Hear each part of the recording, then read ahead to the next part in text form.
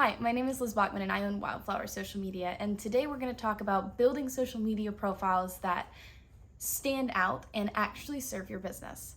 So the first place we need to start though is with your foundation, because it doesn't matter how many different tips and tricks you apply. If you don't know your goals, what you're trying to accomplish, who you're trying to serve, your target audience, and how you're trying to serve them, your solution, none of this is going to matter. So first things first, what are you even trying to do? What are you trying to accomplish? Are you trying to increase your brand awareness? Are you trying to generate leads? Like, what is the end goal of what you are trying to accomplish on social media? It could be a couple of different things, but I know it seems a little rudimentary. Write it down and work your way from there. Otherwise, you're gonna get lost along the way. Second thing, who are you trying to do it for? Your target audience. I talk to so many people that say, my target audience is anybody who. No, it is not anybody who's trying to buy or sell their home. It is not anybody who owns a house. It is not anybody who owns a business. Your target audience needs to be a lot more specific. When you try to speak to people in that broad of a term, what ends up happening is you completely miss the mark. Because nothing is actually genuinely resonating with the people you're trying to connect to. So I did a real estate workshop a few years ago, and one of the things that I talked to them about was, hey, like, obviously you want to talk to people who want to buy or sell a home. That's a given. But who are you most uniquely equipped to serve? And we had some really interesting outcomes there. We had some people who were like, look, I really just want to work with high income individuals. Well, that group of people is going to have a very different psychographic than people who aren't. Some are, I want to work with first time home buyers. Okay.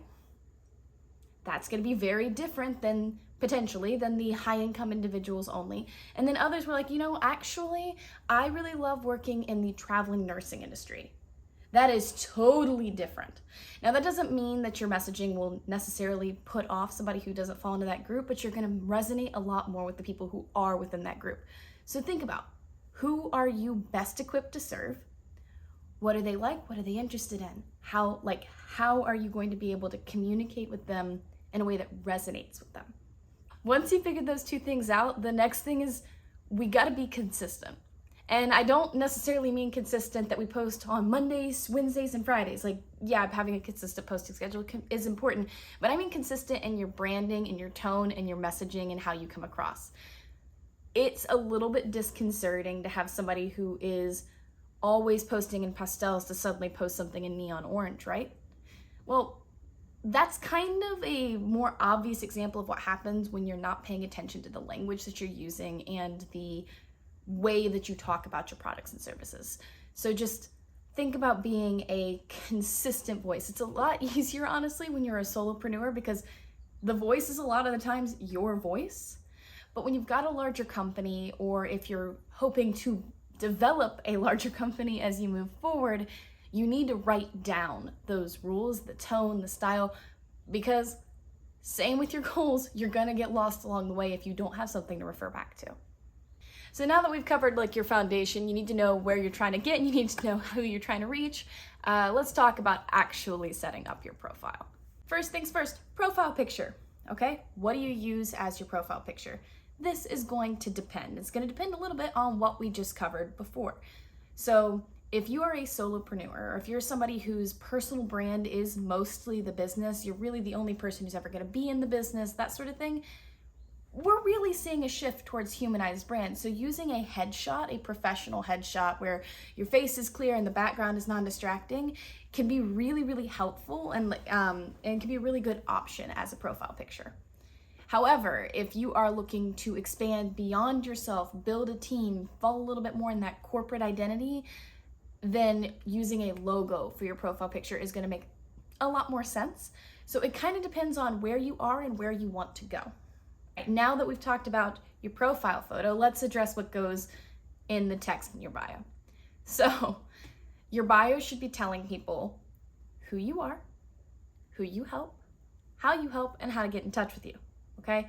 This could take a couple of different forms depending on the platform that you're on. So like on Instagram, it's gonna be more of a I help these people do this, or stating exactly what your company does. If your location's based, you need to make sure that that location is in that bio, and then directing them to a call to action that you can use in that clickable link field underneath, which we're going to get to in just a second. On Facebook, you have a little bit less space in your about section. So if you have to carve something out, a lot of the times I carve out the call to action because you're able to serve call to actions with clickable links in the content that you share, but you still want to be telling people what you are and how you help. So for me, I'm a social media marketing company that helps business owners blank, right? On LinkedIn, and I'm talking about LinkedIn personal profiles, not LinkedIn company pages, you've got two different areas that are gonna kind of act as a bio. So the first thing is you've got your headline. That's not too different than an Instagram bio, except for you really probably shouldn't be using emojis, where you say who you are and what you help them with and how. The about section underneath is where you can go a little bit more in depth about kind of like if you've ever written a cover letter, that's probably not, yeah, if you've ever written a cover letter, if you've ever written something that it explains why you do what you do and how you're good at it, that's gonna be more of what you write in that about section. Now, Instagram doesn't have this, but Facebook and LinkedIn, they both have cover photos. Cover photos are valuable real estate that a lot of people don't use. So on your Facebook business page, you can use that profile to show off any sort of current campaign you're trying to run. It can be a mood board, it can be a call to action. I mean, there's a lot of different ways you can use that, but definitely don't just leave it blank or throw a random photo up there. I really love it with teams, especially teams that you're going to be interacting with a lot of people, when they have a team photo up there. So they're using the logo for the profile photo, but then they've got the team photo. That can be kind of a very human, very approachable way to do that. But then also that varies based on the brand that you are trying to put out, the tone you're trying to put out.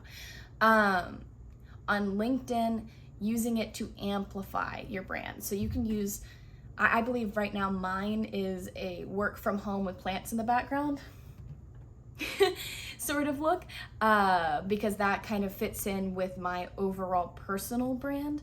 But you can also use it to highlight other social media places that you would like them to look, call to action, that sort of thing. So just make sure that you're looking at and using those. I've also, in the caption here, I have linked my blog post that accompanies this video, that goes a little bit more in depth about dimensions and ways that you can use those cover photos. So I said we'd get back to it, which is the link in your bio. So on LinkedIn, using the link that is for your company page, and typically for Facebook too, honestly, that's fine. And then using the specific things that you're trying to target or drive people towards in either the ad or the organic content that you put out, that all works. On Instagram though, you don't have clickable links in your content. Stop putting links in your content, please. Because it doesn't work, it looks spammy, nobody's gonna type that in. Nobody's gonna look at their phone and then type in a link that they're seeing from their Instagram. It's too much of a barrier to entry. So, you've got one single link in your bio. You may or may not have heard of link trees and that sort of thing. We use a version of Linktree that comes out of our scheduling software that we really like, called Metricool. But what it does is it consolidates a bunch of different links, and that is great until you overdo it. So you should be using the links that are the most important to the campaign objectives that you have at the time, right? So there are a few that I always keep in my link tree, right? Like how to book an introductory call with me and the link to my main website. But I'm not gonna leave up every single event that I've had, especially ones that are past date, and I'm not gonna leave up every single blog post. You really don't want to put too many links in your link tree, because you're going to cause decision paralysis. They'll click and then they'll get distracted from the reason that they clicked and then not do anything at all. So now we've kind of talked about how to set up your different profiles, right? You've got your foundation, your goals, what you're trying to do. You've got your target audience, who you're trying to reach. We talked about some best practices on how to set up a profile photo, cover photo, what to put in your about section or your bio, and not to overcrowd your single link on Instagram. But the thing that's really going to make or break your profile on social media is the content that you put out under that profile. That's why your organic content strategy is so important. Now, there's a ton of different content formats that you can use. That's one of the beautiful things about social media, is that you can use a bunch of different types of formats. You can see what your audience resonates with more, and also just what you're stronger in creating, depending on if you're managing it yourself or if you're gonna outsource this moving forward. Video, short form video, is important. All right, it's got a lot of virality potential, it's engaging, and it gives you opportunities to show the human sides of your brand. You've also got stories on Instagram and Facebook when it comes to showing the human side of your brand, showing the behind the scenes. Like, for example, I am sitting in my office right now. It's actually my living room. And although I've got lights set up and I've got this desk and I've got these plants, right over there is my laundry that's drying. So I might, after I finish shooting this, do a photo of what my studio, in-home studio looks like, to show like, hey, like, this is okay, part of it, because that's a piece of my personal brand. But if it was gonna go more on my professional side, it would be something around the lines of making it work with what you have. We've also got text-based posts, especially on LinkedIn articles, where you can go a little bit more in depth. And you can do carousels on Instagram. That's gonna be more, you can use it for photo dumps, but businesses, a lot of times what they end up doing is they end up writing what would be a longer form text post on, say, Facebook or LinkedIn in a carousel format on Instagram. So there's a lot of different options as to ways you can put out content, but the way that you make content that is actually compelling is you refer back to your goals and who you're trying to reach and how you solve whatever problem you are trying to reach these people for to solve. So knowing their pain point, knowing who they are, knowing how to connect with them. So I hope at this point you're understanding a little bit more about how to create a social media profile that stands out for your business. As I mentioned earlier, I do have a blog post that goes a little bit more in depth on some of the things that I touched on in this video. And if you are interested or looking to get a little bit more personalized attention on your profile and say, hey, like, this is all great, but how do I apply this to me? You can book a free introductory call with Wildflower. I'm going to link that down in the bottom as well. We would love to talk to you and see how we can help your business show up stronger on social media.